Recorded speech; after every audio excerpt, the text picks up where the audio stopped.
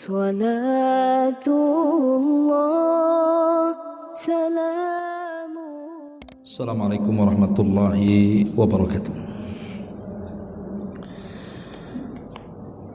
Alhamdulillah wassalatu wassalamu ala rasulillah wa ala alihi wa sahbihi wa mawalah wa la hawla wa la quwata illa billahi wa ba'du.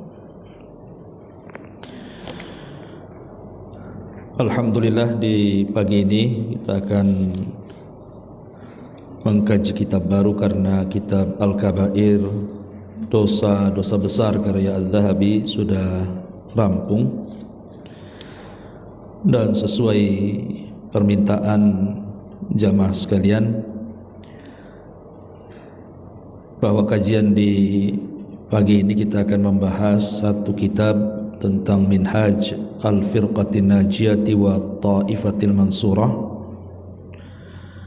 karya Syekh Muhammad Ibn Jamil Zainu rahimahullahu ta'ala, atau dalam bahasa Indonesia Jalan Golongan Orang yang Selamat.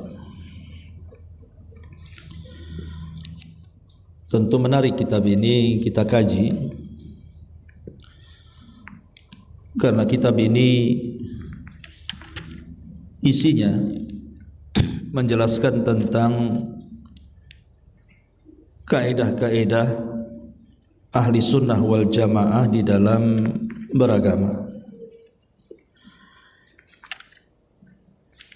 Tidak memperpanjang mukaddimah, kita masuk pada bagian yang pertama dalam kitab ini tentang ciri-ciri golongan yang selamat di sisi Allah Subhanahu wa ta'ala. Ma'asyiral muslimat yang dimuliakan Allah Subhanahu wa ta'ala, manusia semakin jauh daripada zaman Nabi, tentu kondisinya akan semakin buruk. Sebagaimana riwayat Anas ibn Malik radhiyallahu an, sayati alaikum zaman walladhi ba'dahu syarru minhu, akan datang zamannya kepada kalian di mana setelahnya itu kondisinya lebih buruk dibandingkan sebelumnya. Karena kita tahu bahwa generasi terbaik dalam umat ini hanya ada di 3 kurun, di 3 abad pertama saja. Dan itu disabdakan oleh Nabi SAW, khairun nas, sebaik-baik manusia adalah qarni, orang yang hidup di zamanku, kata Nabi, artinya Rasul dan para sahabatnya. Thumma alladhina yalunahum, kemudian orang-orang yang hidup setelah mereka, yang disebut dengan generasi tabi'in, murid-murid para sahabat. Thumma alladhina yalunahum, kemudian generasi setelahnya, yang disebut dengan tabi'u at-tabi'in, murid-muridnya para tabi'in. Inilah generasi terbaik yang pernah ada di dalam Islam, generasi para sahabat, karena mereka melihat langsung dan menyaksikan langsung Nabi SAW. Kemudian generasi kedua para tabi'in, karena mereka murid langsung dari sahabat-sahabat Nabi SAW. Kemudian tabi'ut tabi'in, generasi ketiga, karena mereka murid-murid dari murid-muridnya para sahabat. Inilah generasi terbaik. Adapun setelahnya, maka Islam sudah mulai bercampur baur dengan ajaran-ajaran yang merupakan sempalan dari ahli sunnah. Makanya Anas bin Malik radhiyallahu anhu mengatakan, akan datang kepada kalian zaman di mana setelahnya jauh lebih buruk dibandingkan sebelumnya, karena jauh daripada generasi sahabat, tabi'in dan tabi'ut tabi'in, atau dengan kata lain generasi salaf. Jadi kalau disebut salaf berarti mengacu kepada 3 generasi ini. Jadi kalau ibu menasabkan diri kepada manhaj salaf, artinya menasabkan kepada 3 generasi terbaik umat ini. Ma'asyiral muslimat yang dimuliakan Allah Subhanahu wa taala.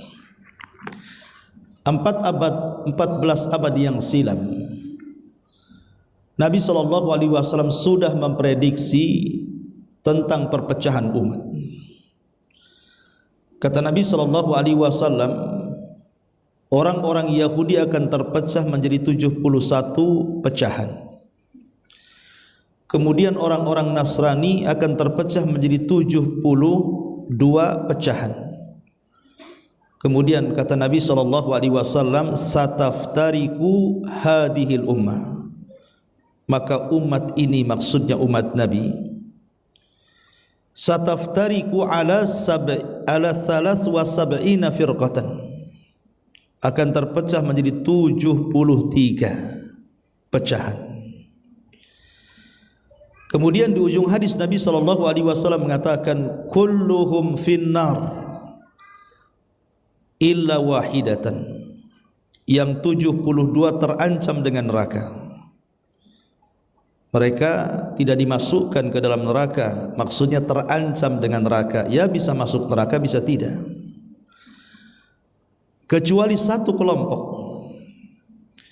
Kemudian para sahabat bertanya, siapa yang satu itu wahai Rasul? Maka Nabi SAW mengatakan, mereka adalah orang-orang yang berada di atas pemahamanku dan para sahabatku, maka na alaihi al-yaum wa ashabi. Mereka orang-orang yang bersamaku dan bersama para sahabat-sahabatku. Dan riwayat ditanyakan mereka siapa, maka Rasul mengatakan al-jamaah. Mereka adalah al-jamaah. Maksudnya jamaah di sini artinya sebagaimana yang dikatakan Abdullah ibn Mas'ud radhiyallahu an, orang yang mencocoki kebenaran walaupun 1 orang, itu disebut jamaah. Lah itulah yang disebut dengan al-firqatun najiyah, kelompok yang akan selamat, atau disebut at-taifatul mansurah, kelompok yang akan senantiasa ditolong oleh Allah Subhanahu wa taala. Ma'asyiral muslimat yang dimuliakan Allah Subhanahu wa taala, dari hadis perpecahan umat ini bukan berarti kemudian umat Islam ini akan berpecah hanya 73 kelompok saja, tidak, berdasarkan dari hadis. Tetapi ini pokoknya, pangkalnya. Umat Islam ini berpecah banyak sekali, bukan hanya 73. Ini bukan pembatasan. Tapi sebagian ulama mengatakan bahwa 73 ini pangkalnya. Kemudian dari 73 ini mulailah kemudian pecah satu, akhirnya entah berapa pecahan umat Islam sampai hari ini. Dan ini musibah. Perpecahan umat ini musibah. Karena Allah Subhanahu wa taala memerintahkan kita untuk bersatu. Makanya poin yang pertama ketika membahas tentang golongan orang yang selamat adalah orang-orang yang mereka berpegang teguh dengan hablum minallah atau hablullahi azza wa jal, tali Allah yang kuat. Dan Allah celah perpecahan, wala takunu minal musyrikin minal ladzina farraqu dinahum wa kanu syi'an kullu hizbin bima ladaihim farihun. Dan janganlah kalian termasuk orang-orang yang mempersekutukan Allah, di mana mereka orang-orang yang memecah belah agama mereka dan mereka menjadi beberapa golongan, tiap-tiap golongan berbangga dengan golongannya masing-masing. Tetapi merupakan sunnatullah. Kalau Allah mau, Allah bisa saja mempersatukan umat ini di atas akidah dan tauhid yang sama. Tetapi Allah Subhanahu wa taala tidak berkehendak seperti itu. Justru berkehendak lain, bahwa umat ini harus berpecah. Tetapi bukan berarti kemudian perpecahan ini tidak ada solusinya. Allah juga yang menghendaki umat ini berpecah, Allah juga yang membuat solusinya. tentu tidak lain dan bukan hikmahnya supaya Allah mengetahui siapa di antara mereka yang benar-benar berpegang teguh kepada agamanya dan siapa di antara mereka yang berpaling.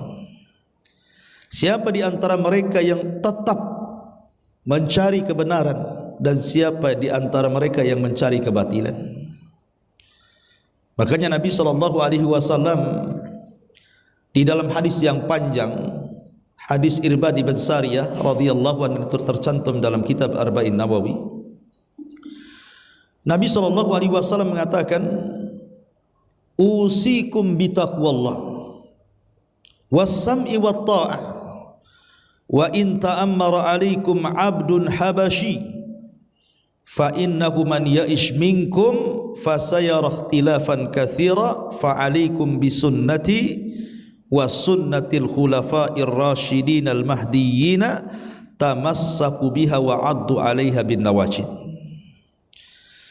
Kata Nabi SAW, aku wasiatkan kepada kalian, pertama, agar kalian meningkatkan takwa kalian kepada Allah.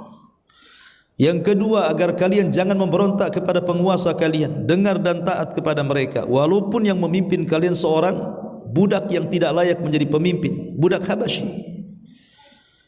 Kemudian Rasul mengatakan, maka siapapun yang hidup sepeninggalku, siapapun yang hidup sepeninggalku, maka dia akan melihat perselisihan yang begitu banyak, perselisihan, perbalahan, percanggahan. Kata Nabi SAW, fa'alaikum bisunnati, maka wajib atas kalian berpegang dengan sunnahku. Kemudian sunnahnya para khulafa'ur rasyidin, mereka lah Abu Bakar, Umar, Uthman, Ali, yang memang orang-orang yang diberikan petunjuk oleh Allah Subhanahu wa taala. Peganglah itu semua, gigitlah dengan gerham kalian. Tentu sabda Nabi SAW ini bukan berasal dari hawa nafsunya, tidak. Nabi itu kalau bicara pasti wahyu yang sudah ada di kepalanya, sehingga apapun yang dihabarkan Nabi SAW mesti terjadi. Makanya di antara keimanan kita kepada Nabi SAW adalah at-tasdiqu fima akhbar. Kita harus membenarkan apapun yang dihabarkan Nabi, karena yang dihabarkan Nabi itu pasti terjadi. Karena itu wahyu dari Allah Subhanahu wa taala. Termasuk juga hadis tentang perpecahan ini, yang Rasul katakan, siapapun yang hidup sepeninggalku, kalian akan melihat perpecahan yang banyak. Shadaqan Nabi sallallahu alaihi wasallam, saat Nabi sallallahu alaihi wasallam meninggal, baru saja meninggal, jasadnya saja belum dikuburkan, baru meninggal, sudah terjadi perselisihan di antara orang-orang Muhajirin dan Ansar, di mana orang-orang Ansar tiba-tiba mereka berkumpul di rumah Sa'd bin Ubadah, pemimpin Khazraj. Kemudian mereka berbincang soal siapa yang akan menggantikan posisi Nabi SAW, dan mereka menyiapkan kandidatnya. Di antara kandidat orang Ansar yang akan menggantikan Rasul adalah Sa'd bin Ubadah. Sementara di pihak Muhajirin, mereka sedang sibuk-sibuknya dan sedang sedih-sedihnya kematian Nabi SAW dan mengurus jenazahnya. Tiba-tiba Abu Bakar Siddiq radhiyallahu anhu mendengar ada perkumpulan tokoh-tokoh Ansar di rumah Sa'd bin Ubadah. Makanya Abu Bakar langsung mengajak Umar dan juga Abu Ubaidah ibnul Jarrah. Kemudian 3 sahabat bertolak ke rumah Sa'd ibn Ubadah, kemudian menjelaskan apa yang terjadi. Kata Abu Bakar Siddiq radhiyallahu an bahwa al-a'immatu min Quraisy, kepemimpinan itu harus dari suku Quraisy, itu Nabi yang ngomong. Dan kalian orang-orang Ansar adalah wuzara, kalianlah menteri-menterinya, kalianlah penolong-penolongnya. Setelah mereka mendengar penjelasan Abu Bakar Siddiq radhiyallahu anhu dengan berbagai macam dalil, argumentasi dari Al-Quran dan Sunnah Nabi SAW, baru mereka sadar. Akhirnya kemudian tiba-tiba Abu Bakar Siddiq menggandeng tangan Umar, kemudian mengatakan, baiatlah orang ini. Maksudnya Umar ibn Khattab radhiyallahu anhu. Sontak Umar kaget. Kenapa mesti dirinya? Maka Umar radhiyallahu an akhirnya mengatakan kepada orang-orang yang ada di situ, termasuk kepada Abu Bakar, dan mengatakan, aku tidak layak menjadi pemimpin kaum muslimin kalau rakyatku ada orang namanya Abu Bakar, katanya. Aku tidak mau. Langsung Umar balik memegang tangan Abu Bakar dan membaiatnya. Kemudian disusul oleh Abu Ubaidah bin Jarrah, kemudian disusul oleh pemimpin-pemimpin Ansar.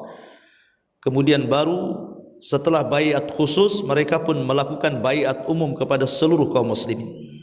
Lihat, ini jasad Nabi belum dikubur, sudah terjadi perselisihan. Belum lagi soal penguburan Nabi. Sebagian orang-orang muhajirin dikatakan Nabi jasadnya harus dibawa ke Mekah, karena Mekah itu tempat kelahirannya, dia layak dikubur di sana. Orang-orang muhajirin tak terima, oh tidak bisa, Nabi itu dia hijrah dari Mekah ke Madinah dan Madinah tempat hijrahnya, dia layak dikuburkan di Madinah. Yang lain mengatakan dikuburkan di Baqi, yang lain mengatakan dikuburkan di depan Masjid Nabi, macam-macam. Kemudian Allah Subhanahu wa taala menganugerahkan kepiawaian kepada Abu Bakar, sehingga Abu Bakar bisa menenangkan mereka semua dan mengatakan, aku pernah mendengar Rasul bersabda bahwa setiap Nabi itu dikuburkan di tempat dia meninggal. Lah kebetulan meninggalnya di kamar Aisyah, maka langsung digali kuburan di kamar Aisyah itu. Disitulah Rasul sallallahu alaihi wasallam dikebumikan. Kemudian disusul Abu Bakar ketika meninggal juga diletakkan di situ. Kemudian Umar ketika meninggal juga diletakkan di situ. Makanya di kamar Aisyah itu ada 3 kuburan.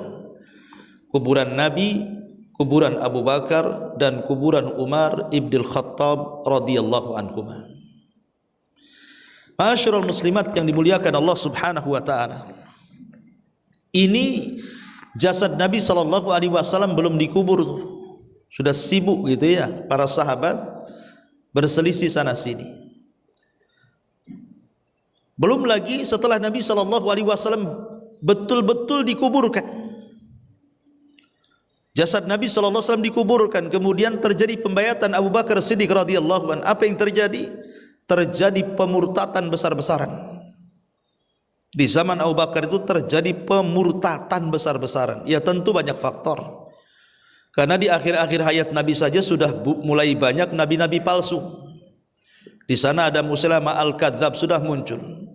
Di sana ada Al-Aswad Al-Ansi yang ngaku nabi.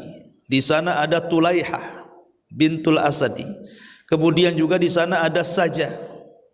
Jadi banyak gitu ya, di akhir-akhir kehidupan Nabi saja bermunculan nabi-nabi palsu itu. Lah semakin menjadi-jadi setelah Rasul meninggal, kemudian khalifah di tangan Abu Bakar makin menjadi itu, memurtadkan banyak orang, kecuali Hijaz yang selamat. Maksudnya kecuali Mekah dan Madinah selamat dari pemurtatan. Tetapi khususnya wilayah Yaman dan sekitarnya itu banyak yang murtad. Makanya Abu Bakar Siddiq radhiyallahu an terpaksa memerangi mereka. Memerangi satu persatu, ya ada yang tobat kemudian kembali seperti Tulaiha, Sajah itu kembali bertobat dan baik Islamnya. Tapi seperti Al-Aswad Al-Ansi, apalagi dalangnya yang paling besarlah Musailamah Al-Kadzdzab ini, makin menjadi-jadi sampai terjadi peperangan di mana-mana. Yang berakhir Abu Bakar Siddiq radhiyallahu anhu berhasil menumpas si nabi-nabi palsu itu. Belum lagi kelompok-kelompok yang lainnya yang mengingkari kewajiban zakat. Mereka tidak keluar dari Islam, tapi mereka tidak mau bayar zakat. Makanya kemudian Abu Bakar memerangi mereka, orang-orang yang tidak mau bayar zakat itu. Ketika Umar datang kepada Abu Bakar, wahai Abu Bakar, kenapa engkau memerangi orang yang mengucapkan 2 kalimat syahadat? Kata Abu Bakar, oh tidak, sebagaimana aku perangi orang yang meninggalkan salat, aku pun akan perangi orang-orang yang meninggalkan zakat. Di mana di masa Nabi SAW mereka memberikan zakat, di masa aku tidak, aku akan perangi mereka. Dan aku tidak membeda-bedakan salat dengan zakat. Jadi di zaman Abu Bakar Siddiq radhiyallahu an terjadi peperangan di sana sini. Tapi Allah Subhanahu wa taala lindungi Islam ini berkat jasanya Abu Bakar yang sangat besar sekali. Kalau bukan karena Allah, kemudian tangan Abu Bakar Siddiq radhiyallahu an, tentu umat ini sudah jadi murtad semuanya. Tapi sayang, Abu Bakar tidak lama, karena Abu Bakar itu berkuasanya 2 tahun saja. Setelah Abu Bakar meninggal dunia, kemudian di masa Umar bin Khattab agak tertib. Ya wajar, karena Umar itu memang dijuluki Al-Faruq, pembeda antara hak dan yang batil, orang yang tegas ditakuti. Maka di masa Umar ibn Khattab radhiyallahu an ini kaum muslimin menyatu, bahkan berhasil merambah kekuasaannya sampai menguasai Persia dan sebagian Romawi. Artinya Islam itu sudah melanglang buana di masa Umar bin Khattab radhiyallahu an. Lah di masa inilah tenang-tenangnya Islam. Kenapa Umar bin Khattab mampu mengumpulkan kaum muslimin di atas persatuan dan mampu mencegah fitnah di tengah-tengah kaum muslimin? Karena Nabi SAW yang bersabda, ketika satu hari Umar mengumpulkan para sahabatnya, kemudian Umar bertanya soal fitnah. Fitnah yang kalau datang seperti gelombang lautan dan tidak bisa dihentikan sampai kiamat. Kemudian muncul seorang sahabat yang ahli fitnah. Ahli fitnah itu maksudnya ahli dalam hadis-hadis fitnah. Dialah Hudzaifah ibnul Yaman. Karena di masa Nabi SAW ketika manusia bertanya soal kebaikan, dia bertanya soal fitnah dan keburukan. Ketika ditanya, kok stylemu lain sendiri wahai Hudzaifah? Ya, karena kalau aku tidak bertanya soal keburukan dan fitnah, nanti fitnah itu akan mengenai aku, katanya. Maka ketika Umar bertanya soal fitnah, Hudzaifah ibnul Yaman menjawab bahwa fitnah itu tidak akan terjadi sebelum pintunya terjadi keretakan. Kecuali kalau pintu fitnah itu sudah retak, apalagi kemudian sampai hancur, maka disitulah fitnah akan merebak. Kemudian Umar bin Khattab radhiyallahu an ketika itu mengatakan, siapa yang memegang pintu itu? Maka Hudzaifah mengatakan, Anda wahai Amirul Mukminin. Selama Anda masih hidup, maka fitnah itu tidak mungkin akan datang. Tapi dengan kematianmu, maka fitnah itu akan datang. Dan betul, ketika Umar bin Khattab radhiyallahu an meninggal, dan meninggalnya pun sangat sadis sekali karena ditusuk oleh seorang majusi namanya Abu Lu'lu ketika mengimami salat subuh, ditusuk dari belakang, pura-pura jadi jamaah salat di saf pertama itu.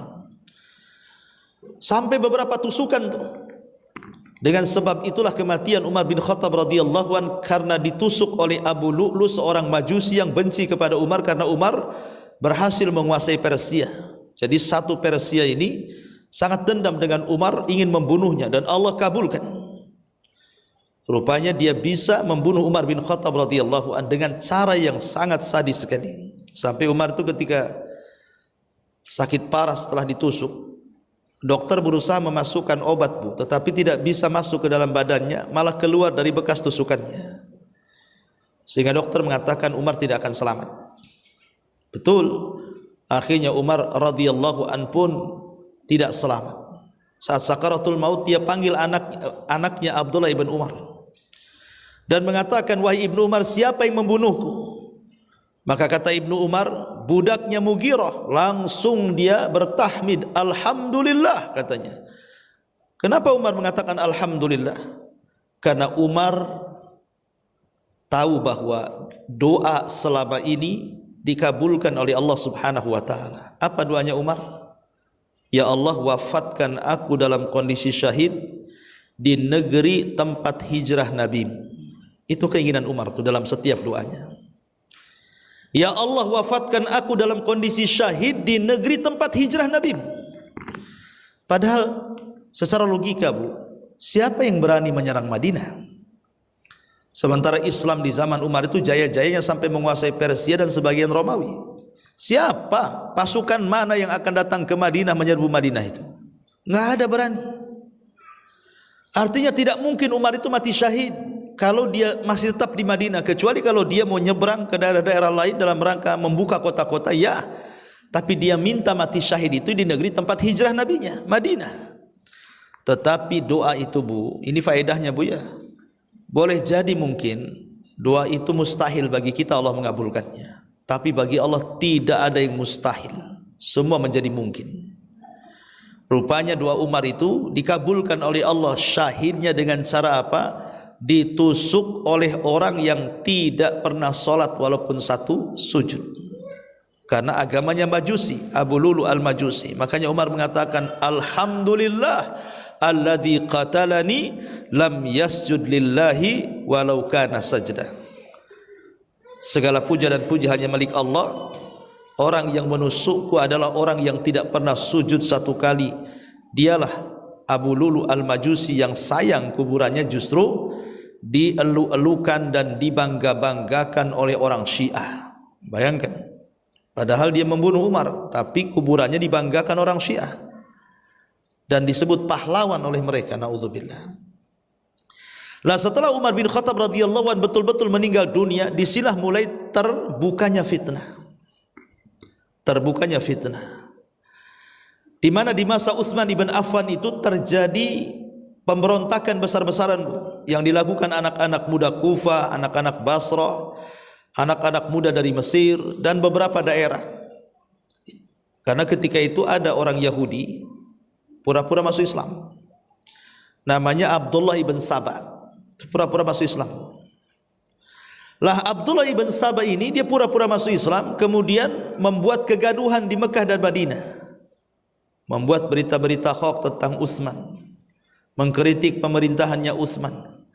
Tapi karena orang Madinah dan Mekah dan umumnya Hijaz itu mereka tahu siapa Utsman ibn Affan, enggak ada ngaruh itu apa yang dikatakan Abdullah ibn Saba itu.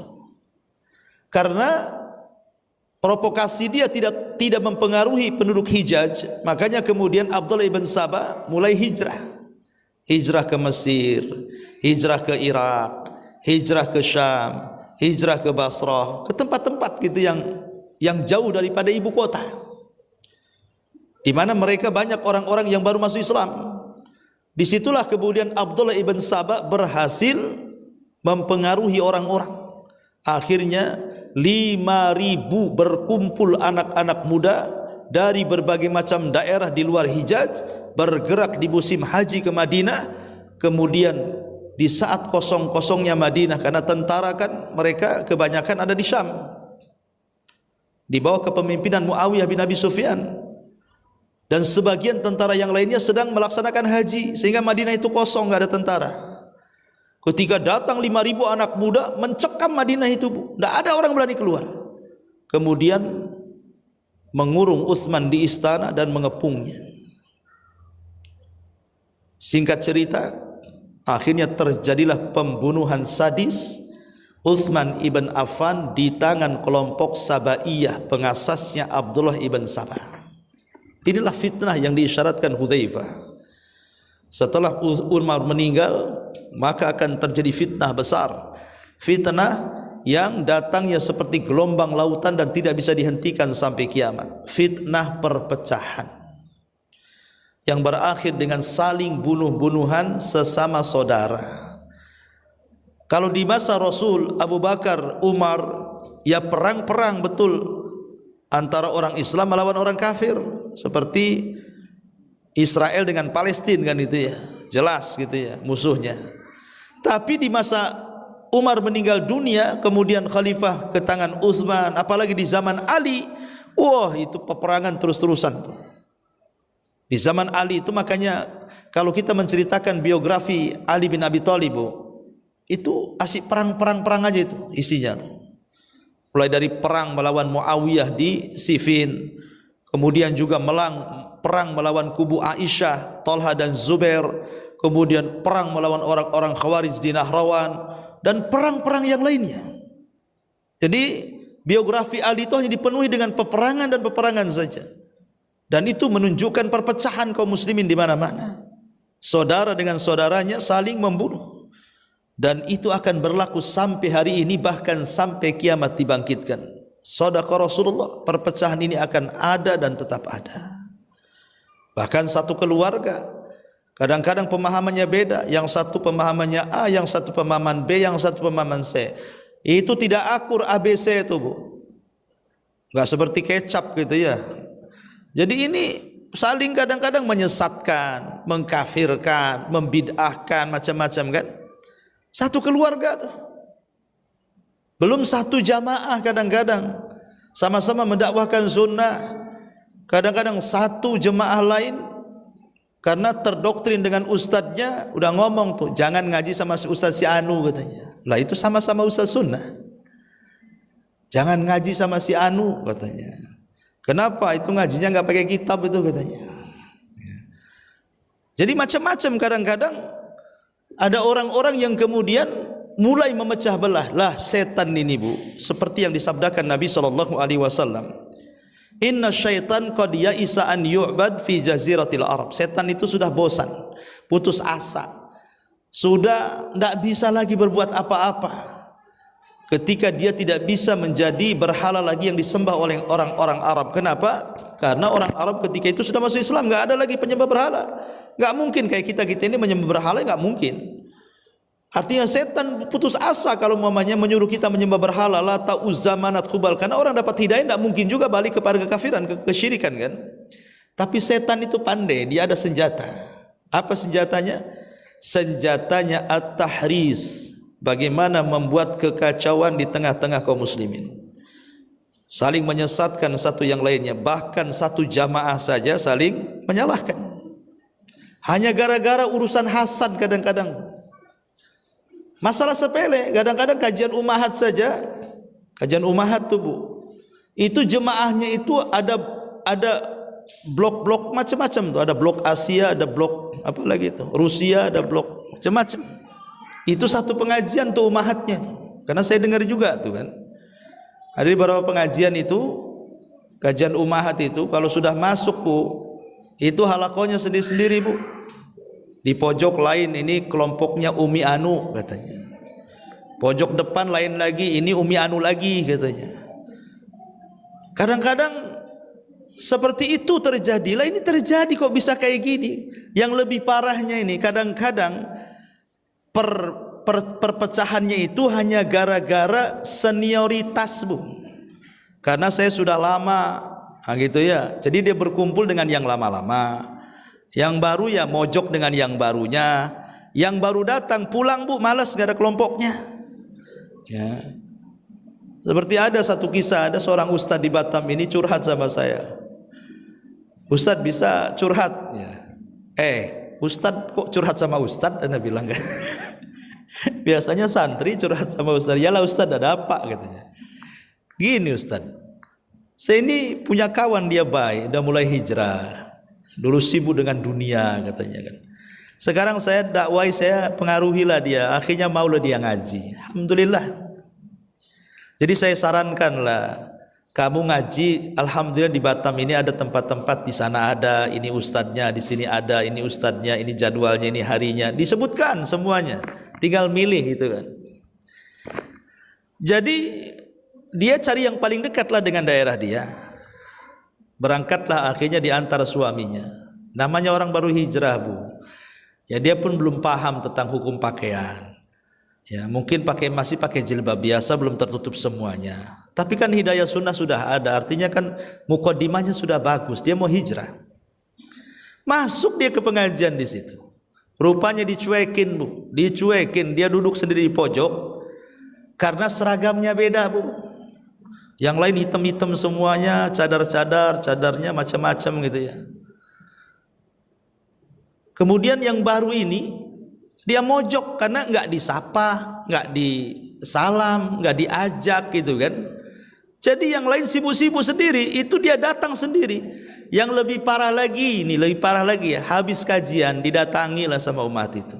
Langsung ditegur, besok kalau ngaji jangan pakai pakaian kayak gini ya katanya. La ilaha illallah. Kok bisa, Bu? Ya. Iya betul, pakaian itu perlu seorang wanita itu. Tapi dia udah mau ngaji, dah bersyukur. Harusnya kan enggak begitu dakwahnya. Saya pikir enggak ada ustadz itu yang ngajarkan kayak gitu. Di jamaah ini pandai-pandai sendiri aja ngomong gitu. Jadi akhirnya dia kapok bu, nggak mau ngaji lagi. Dirayu lagi sama si ustaz, dia tak mau ngaji lagi. Coba bayangkan, menjauhkan orang dari hidayah, merasa dia lebih hebat, lebih bersih, lebih suci, lebih manhaj, sunnah dan lain itu. Ya Allah ya Rabbi, nggak begitulah kan gitu. Justru ketika kita ini ada orang baru, kemudian kita rangkul, akhirnya semakin istiqomah. Apa kata Rasul? La an yahdiyakallahu rajulan wahidan bika khairun laka min humrin na'am. Kalau lantaran kita ada satu orang dapat hidayah, kata Rasul, maka itu lebih baik daripada unta merah. Siapa yang paling mahal tuh mobilnya yang datang ke pengajian itu? Itu lebih baik dari mobil dia. Kalau kita bisa menyadarkan satu orang. Kadang orang berbangga dengan mobilnya, dengan rumahnya, dengan ATM-nya. Nggak, harusnya seorang sunni, orang yang sudah bermanhaj sunnah itu, kalau kita bisa memberikan hidayah dengan sadar karena kita, maka itu harus kebanggaan. Alhamdulillah orang itu lantaran saya, ya tentu semuanya adalah karena Allah, kemudian wasilah kita, dia sadar. Itu yang harusnya menjadi kebanggaan, sehingga dakwah itu menyebar di mana-mana. Kadang ada orang itu malas datang. Kenapa? Aduh malas saya ngaji di situ. Kenapa? Itu yang datang mobil-mobil semua, saya datang pakai Gojek pula katanya. Lah akhirnya ada pengajian jadi eksklusif jadinya. Seolah-olah ini dakwah ini hanya untuk orang-orang menengah ke atas. Orang-orang susah itu kalau bisa buat pengajian sendiri, atau sebaliknya. Mungkin dia menengah ke atas. Ah malas katanya ngaji di situ. Kenapa? Kerek-kerek semua orangnya. Kan lucu bukan? Nah ini kan bahaya yang seperti ini. Seolah-olah kemudian dipisah-pisah dakwah itu. Tidak seperti itu. Alhamdulillah kalau yang sudah lama bersyukur kepada Allah, rupanya Allah masih memberikan keistiqomahan. Karena banyak juga yang lama-lama ngaji itu kebanyakan futur bu. Bahkan ada, saya pernah tanya itu yang sudah lama ngaji, kenapa tak muncul lagi? Dia mengatakan, ah kan sudah banyak yang baru-baru. Katanya gitu jawabannya bu. Ya, kan banyak yang baru-baru, biarlah diisi yang baru-baru katanya. Jadi seolah-olah dia merasa lama, merasa cukup pahalanya, merasa pasti jadi ahli sorga, akhirnya tak mau ngaji lagi. Nah ini kan bahaya ibu. Inilah godaan setan di sini kadang-kadang gara-gara senioritas itu. Islam jangan begitu, karena banyak. Kalau kita melihat hadis-hadis Nabi, jangan-jangan yang lama itu dia futur di tengah jalan. Kemudian dia lama-lama terkena syubhat dan syahwat, sesat pula dia. Yang baru-baru ini akhirnya semangat. Kan ada hadisnya bu, ada orang dengan sorga itu tinggal satu hasta. Tapi gara-gara dia melakukan amalan penduduk neraka, dibelokkan pula ke neraka. Tapi ada orang yang dengan dia neraka itu tinggal satu hasta. Rupanya di akhir hayatnya dia beramal dengan amalan ahli sorga, dibelokkan pula ke sorga dia. Jadi enggak kanggo lah bahasanya masalah senioritas ataupun junioritas itu tidak ada dalam dakwah itu. Ya karena Allah Subhanahu wa taala itu memberikan hidayah kepada siapa yang dikehendaki, bukan masalah senior atau juniornya. Ya. Dan ini penyakit namanya ya. Makanya kalau kita mengajikan harusnya lebih baik lagi. Kalau kita sudah duduk di pengajian itu akhlaknya harus lebih baik gitu ya. Ini tidak, malah terjadi perpecahan, makin ngaji makin keras. Itu yang saya dengar gitu. Jangan ngaji di situ katanya. Oh, kalau udah ngaji itu keras sekali itu. Ya kalau kerasnya membela kebenaran ya ada masalah. Tapi kalau sudah muamalah itu, jangan kemudian yang tadinya sebelum ngaji senyum, yang habis ngaji tak senyum. Nah, ini kan masalah. Ya jadi yang sebelum ngaji ya mungkin sopan dengan tetangganya, masya Allah. Habis ngaji tak muncul-muncul muka di tetangga itu. Lah ini kan aneh, harusnya ngaji semakin baik, justru tidak semakin baik. Lah itu kembali kepada apa? Karena tidak memahami tentang pondasi-pondasi. Apa itu minhaj al-firqatin najiyah? Apa itu at-taifah al-mansurah? Apa itu golongan yang selamat? Apa itu kelompok yang ditolong oleh Allah? Lah dalam kitab ini insyaallah di sini akan dijelaskan tentang akidah-akidah yang harus kita pahami tentang siapa golongan yang selamat di sini. Ya Bu, ini mukadimah saja Bu ya, karena bukunya insyaallah mudah-mudahan minggu depan sudah terbeli semuanya sehingga masing-masing bisa pegang bukunya. Karena penting ngaji pakai buku ini supaya ada catatannya. Jangan jiping, ngaji kuping. Ya sempat lewat di telinga kanan, keluar telinga kiri, masih masuk ke otak bu. Yang repot mental bu, udah sempat masuk. Mungkin dia tidur gitu ya. Nah ini yang harus dipahami, pentingnya hadir di majelis taklim. Taib, sampai di sini bu. Ya kita mukadimah saja, silakan kalau ada yang mau bertanya.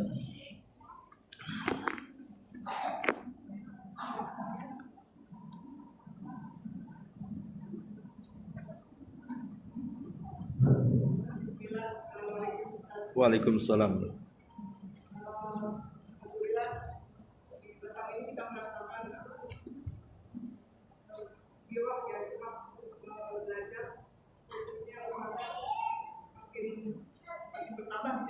Iya ya.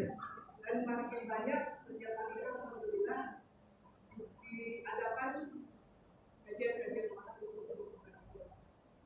Tapi ada beberapa yang mungkin hati ya masih belum memberikan unsur pada tentangnya. Kenapa hari ini sepi? Kenapa hari ini ramai? Itu bagaimana kita untuk mengikhlaskan hati kita? Penuntut itu.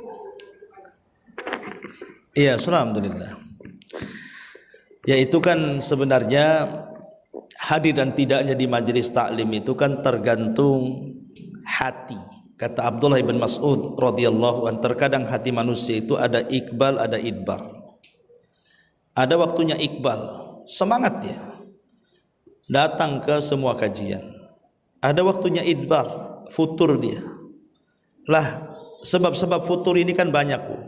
Sebab-sebab futur ini, entah karena futurnya mungkin ada pengaruh dari kawan-kawannya yang lainnya sehingga dia tidak mau datang ke pengajian itu dan hanya datang ke pengajian ini gitu ya, atau futurnya ya karena urusan-urusan rumah tangga dia, urusan-urusan kehidupan dia yang kita tidak tahu. Maka sebagai pengurus yang mengadakan pengajian ya harus berlapang dada, kita berhusnudzon kepada mereka ya, tapi dengan terus memberikan semangat ya, semangat tentang pentingnya hadir di majelis ilmu. Karena di zaman syubhat dan syahwat hari ini, kalau kita tidak pandai-pandai untuk hadir di majelis taklim dan menggali pengetahuan itu, maka syahwat syubhat itu menyambar-nyambar di sekitar kita. Maka sekali lagi bahwa kalau memang ya kadang banyak, kadang tidak, kadang-kadang milih-milih ustadz juga ada juga. Kalau ustadz anu rame kata, ustadz ini tak rame pula gitu. Ustadz anu enak, tak ngantuk. Ustadz ini dari awal sampai akhir ngorok. Ya. Ustadz ini, aduh pokoknya enak cara penyampaiannya ustadz itu, muter-muter nggak jelas tuh. Mau ke Batu Haji nggak sampai-sampai katanya. Kan ada orang yang kayak gitu ya, macam-macam lah kan. Faktor-faktor orang mau nggak mau datang itu.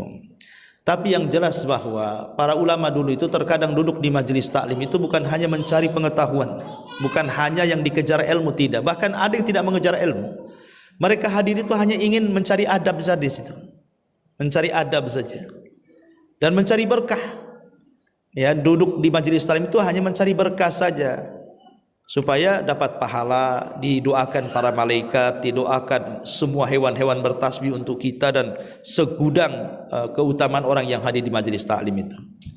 Tetapi juga yang saya ingin nasihatkan kepada ibu-ibu, terkadang ini banyaknya jadwal, di sana ngaji, di sini ngaji, di situ ngaji. Ada juga, maaf ibu ya kan, bapak-bapak itu yang juga ngeluh sama saya, ya gara-gara kebanyakan jadwal. Jadi ketika bapak-bapak ini waktunya libur, tidak kerja di rumah gitu ya, waktunya memang dilayani oleh istrinya, ditemani oleh istrinya, pengen jalan kemana, istrinya satu hari sibuk, habis dari sini ke sana, habis dari sana ke sini, itu ada yang kecewa juga. Ya lain kalau suaminya sih bisa diajak kerjasama kan Bu, enak ibu yang cari ilmu, ditulis sampai di rumah kasih tahu suaminya, kan enak tuh. Namanya kerjasama yang baik itu namanya. Udahlah, abi ini kerja saja cari uang, tapi nanti malam kau setor tuh ilmu kajian dari ustaz dapat apa, kan enak tuh kalau gitu tuh. Nah, tapi ada juga yang kemudian tidak seperti itu. Justru hak dan kewajibannya kepada keluarga berkurang gara-gara ngaji. Nah, ini masalah. Ya, yang harusnya dengan ngaji ini semakin sregep memberikan haknya, karena kan dalam pengajian itu tentu akan dijelaskan hak selaku seorang istri kepada suami seperti apa. Ini enggak gitu ya. Yang dulunya sama suami itu lebih banyak waktunya, gara-gara ngaji akhirnya kurang waktunya, ya. Ya sudah qadarullah pula kalau suaminya enak sih enak gitu. Ada juga suami-suami yang ngeluh seperti itu karena banyaknya jadwal satu minggu itu di sana, di sini, di sana, di sini kan. Sampai akhirnya setiap suami pulang itu mana makan COD. Si COD aja, Bu. Ya, jadi itu juga harus dipahami juga. Ngaji penting. Tetapi ngaji itu kan hukumnya fardu kifayah, Bu. Tetapi ya ada fardu ain dalam bab-bab tertentu. Tetapi kan melayani suami itu kan hukumnya wajib. Lain kalau suaminya memang kerja, ya daripada suntuk di rumah, ya sudahlah saya ngaji saja. Kan enak kalau begitu itu. Memang dia mengaji itu di sela-sela kesuntukan ibu di rumah karena nggak ada kegiatan. Ya, atau mungkin sudah dapat izin suami karena berbagi ilmu dengan suami, saya sudah tidak bisa hadir karena capek kerja, kau aja yang hadir. Nanti bagilah ilmunya. Kan enak kalau seperti itu. Tapi kalau punya suami yang nggak seperti itu, ya yang nggak seperti itu, maka sebaiknya ya dikurangi ya waktu ngaji-ngaji, waktu melayani suami ya suami. Ini hanya masukan saja juga, ini yang harus dipahami ya. Wallahu a'lam.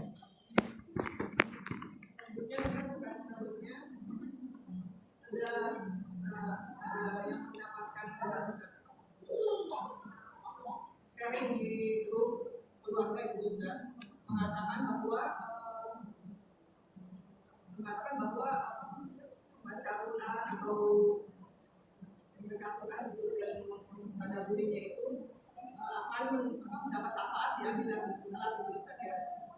Dan ada di situ disampaikan bahwa orang itu berdoa, doanya ya Al-Quran, dia bilang kau syafaat aku nanti di akhir nanti. Al-Quran aku di alam kubur nanti. Apakah itu keluar dari tauhid? Ya, alhamdulillah.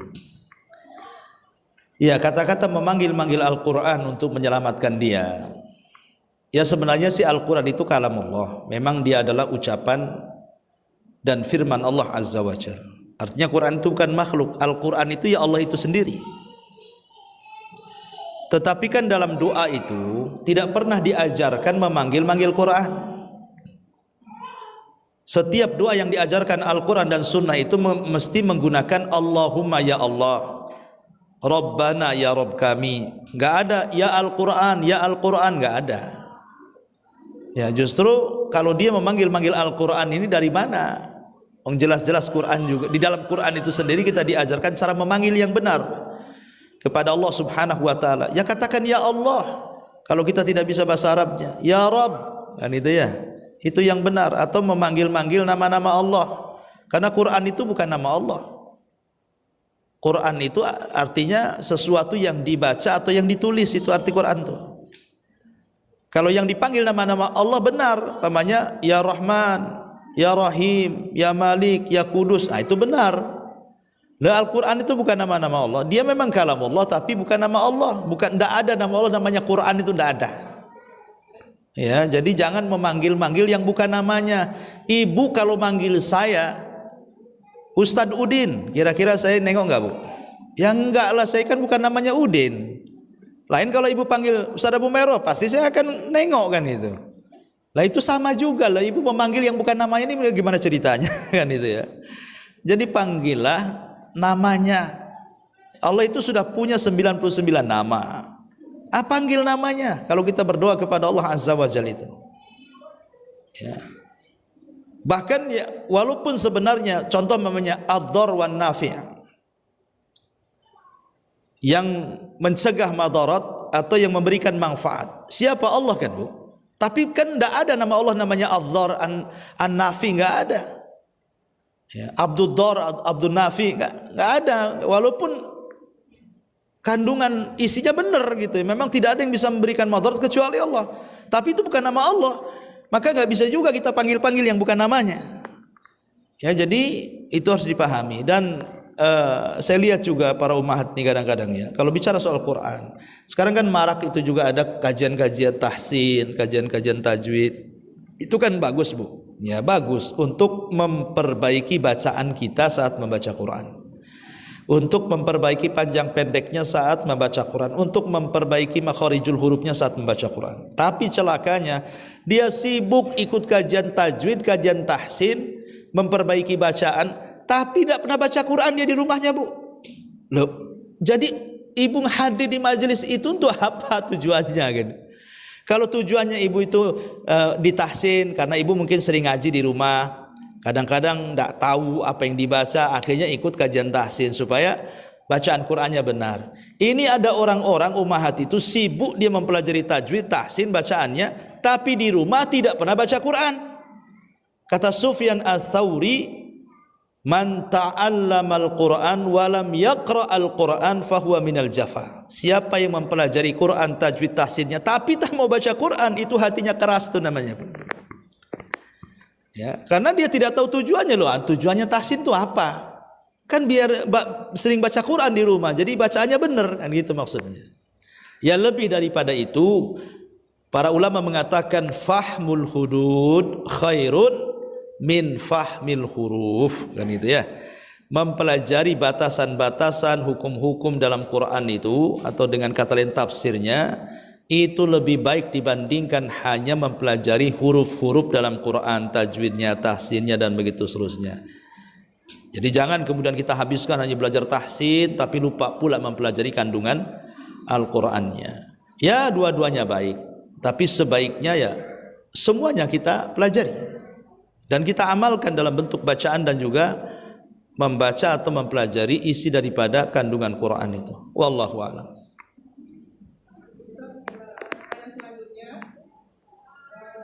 Apa hukumnya menanam tanaman di atas kuburan? Nanam tanaman di atas kuburan. Pohon apa? Pohon kelapa atau mana, Pak? Pohon pisang. Di atas kuburannya persis. Iya. Ya, alhamdulillah. Ya, menanam pohon di atas kuburan ya tak boleh, Bu, karena akarnya kan merusak. Kalau di atas kuburannya persis nanam pohon mangga, pohon pisang, pohon apa, nggak boleh. Nanti kalau besar itu nanti ngerusak. Apalagi akarnya sampai nanti ke orang yang ditanam di dalam itu. Tapi kalau umpamanya menanamnya di pinggir-pinggir kuburan, karena tanah itu mungkin tanah wakaf kita biar nampak rindang, biar orang yang ke kuburan tak kepanasan, ya tidak masalah selama tidak merusak kuburan. Tidak merusak kuburan. Dan bagaimana hukumnya mengambil buah-buahan di kuburan? Kalau itu wakaf umum ya nggak apa-apa, Bu. Tapi kalau wakaf khusus ya minta izin ke yang mewakafkannya. Jadi lihat di situ.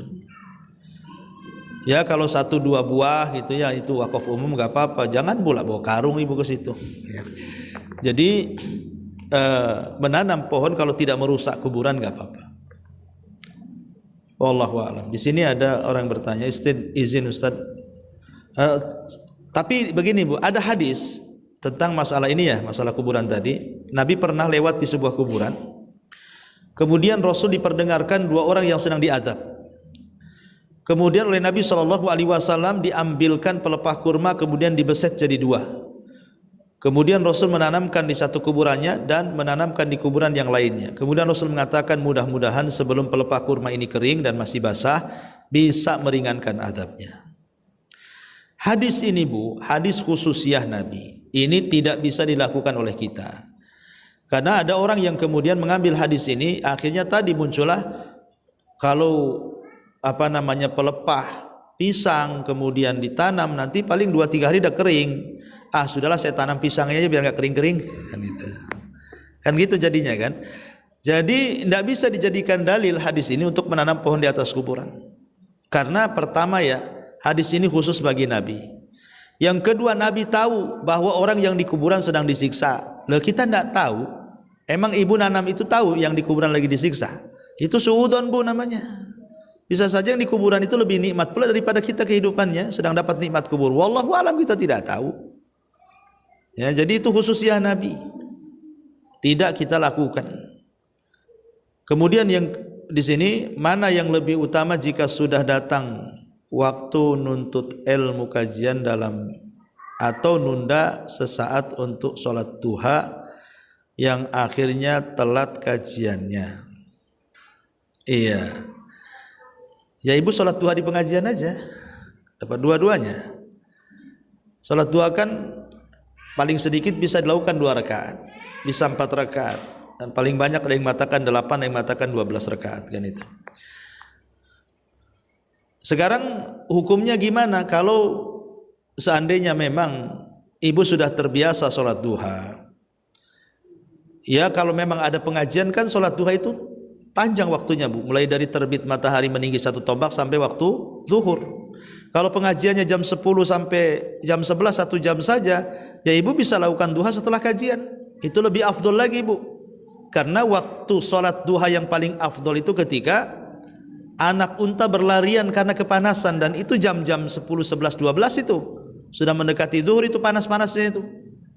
Namanya habis kajian di sini nih jam 11 selesai. Lah sebelum pulang ibu bisa sholat dulu baru balik, kan lebih baik kan itu ya. Kalau bisa dijamak semuanya.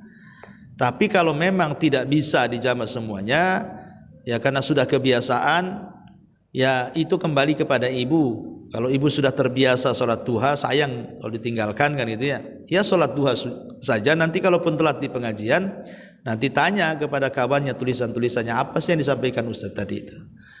Wallahu a'lam. Tapi kalau menjama lebih baik lagi. Jadi pengajian dapat, duhanya juga dapat, dan itu mungkin, bukan mustahil. Ya, taib. Saya kira cukup. Ya, silakan.